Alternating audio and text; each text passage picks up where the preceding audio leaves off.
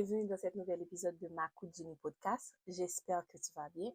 Donc, dans l'ancien épisode, nous avons parlé de l'égocentrisme, comment est-ce que cela, en fait, pouvait affecter nos vies et aussi que, en fait, dépendamment de notre réaction d'une situation à une autre, cela ne signifie pas automatiquement qu'on est égocentrique.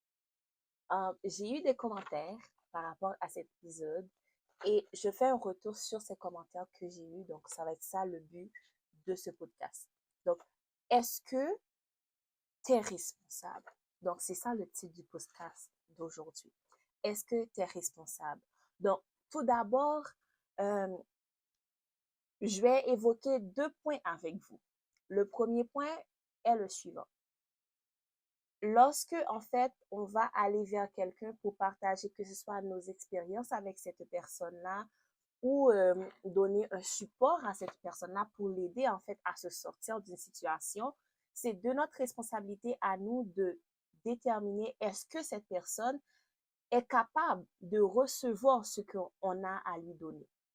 Exemple, une personne qui vit une situation, je vais prendre un exemple au niveau chrétien, une personne qui vit une situation où il y a quelqu'un dans sa famille qui est très malade, puis que, en fait,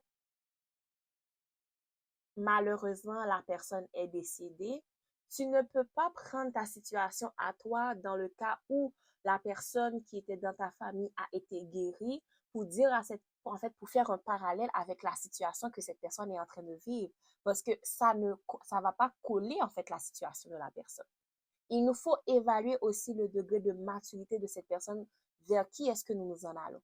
Est-ce que cette personne a la capacité d'être réceptif, d'être assez mature pour comprendre en fait ce que je suis en train de lui dire, ce que je suis en train de lui expliquer, ce que en fait je suis en train de lui faire voir dans la situation bien définie. Donc, lorsqu'il y a quelque chose qui nous arrive et que nous allons prendre cette expérience-là, soit pour donner un booster à l'autre personne ou pour lui permettre en fait de voir clair dans sa situation, il faut toujours qu'on se demande, est-ce que c'est la bonne chose à faire? Est-ce que c'est la bonne manière de procéder? Parce que ça se peut que je viens prendre mon expérience et que j'essaie de faire en sorte que ça puisse s'appliquer à la personne vers qui je m'en vais pour donner de l'aide. Mais malheureusement, en fait, cette situation-là ne s'applique pas parce que la personne, elle n'est pas assez réceptive, elle n'est pas assez mature ou ce n'est peut-être pas le bon moment pour lui faire comprendre en fait, cette notion que vous voulez lui faire comprendre. Le deuxième point, c'est lorsque nous, en fait, lorsqu'on reçoit quelque chose, lorsqu'on reçoit de l'aide, que ce soit de l'aide intellectuelle, de l'aide mentale, spirituelle, nous devons évaluer cette aide-là pour savoir est-ce que je peux l'accepter ou non. Ce n'est pas tous les conseils qu'on vous donne que vous devez les appliquer à la lettre.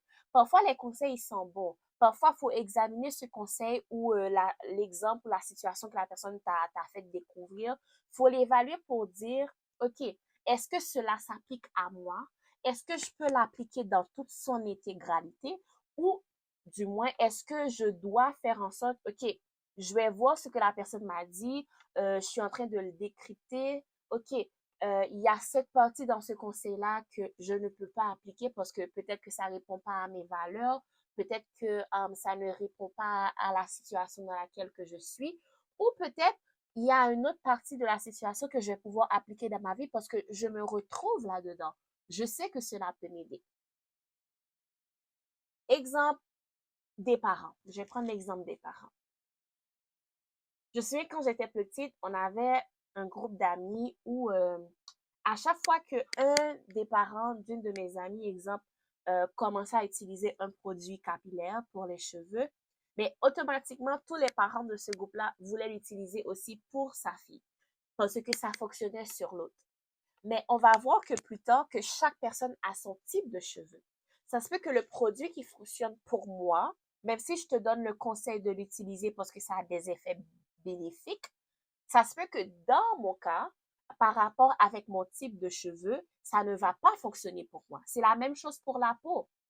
Parfois, il y a des crèmes, des lotions, des médicaments que ça se peut que pour telle personne, ça marche, exemple, pour son acné, mais pour mon acné à moi, en fait, cela ne va pas fonctionner. Donc, il faut toujours analyser ce que l'on reçoit et savoir est-ce que je peux l'utiliser dans son intégralité ou pas. Ou est-ce que je dois prendre une partie et rejeter l'autre partie. Donc, c'était les deux points que j'avais pour vous par rapport à comment recevoir et comment donner.